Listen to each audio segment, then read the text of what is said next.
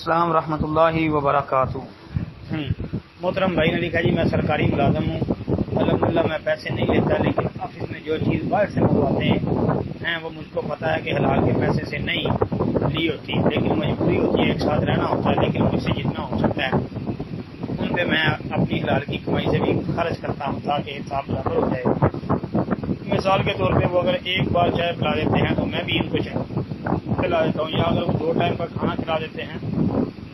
تو میں بھی 1 ٹائم کا کھانا کھلا دیتا ہوں، کیونکہ وہ زیادہ بندے ہوتے ہیں، میرا خرچہ زیادہ ہو جاتا ہے۔ اگر میں وہی کھانا اکیلے میں کھاؤں تو 3 ٹائم کا کھانا اس پیسے سے کھا سکتا ہوں۔ کہتے جی مہربانی ہوگی رہنمائی کر دیں۔ محترم بھائی اس میں رہنمائی سب سے بڑی یہ ہے کہ جب آپ کو پتہ کہ وہ حلال کی کمائی نہیں ہے تو پھر آپ ان کے ساتھ اس حلال کی کمائی میں شامل نہ ہوں کھانے پینے میں۔ جی اس کا سب سے بڑا نقصان تو یہ ہے کہ بھائی حرام کی کمائی یعنی جو حلال نہیں، جس طرح آپ کے سوال سے واضح ہے، حرام کھانا جو بندے کا ہوگا، حرام کھانے والے کی دعا اللہ کی بارگاہ میں قبول نہیں کی جائے گی۔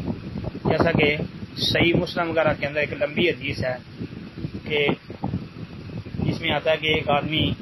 لمبا چوڑا سفر کر کے آتا ہے اور آ کے دعائیں مانگتا ہے،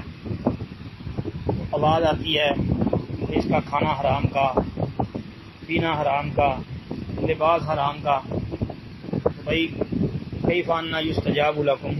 دعا کو کیسے قبول کیا جائے؟ تو سب سے بڑا نقصان تو یہ ہے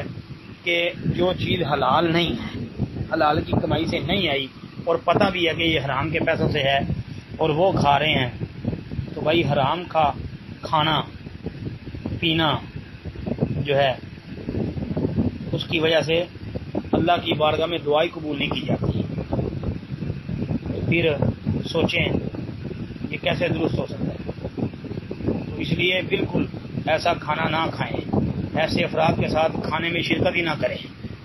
اگرچہ آپ اس کو حلال کے پیسوں سے کھلا رہے ہیں،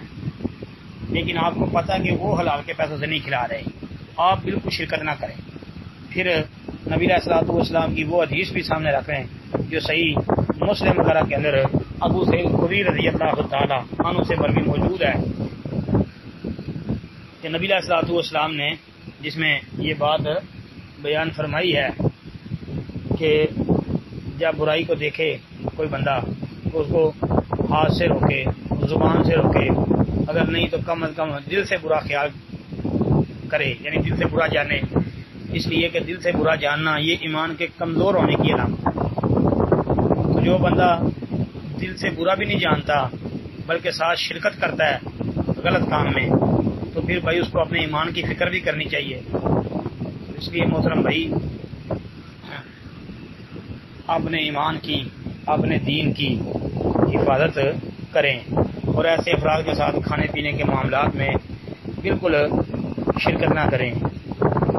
جب آپ کو پتہ ہے کہ ان کے پیسے حلال کے نہیں ہیں، حرام کے ہیں، تو ان لوگوں کے ساتھ آپ جو ہے ایسے معاملات میں بالکل تعاون نہ کریں، ان کے ساتھ بیٹھ کے کھائیں پیئیں نہ، بلکہ ان کو تبلیغ کریں، ان کو سمجھائیں۔ جی انشاءاللہ فائدہ ہوگا۔ جی السلام علیکم ورحمۃ اللہ۔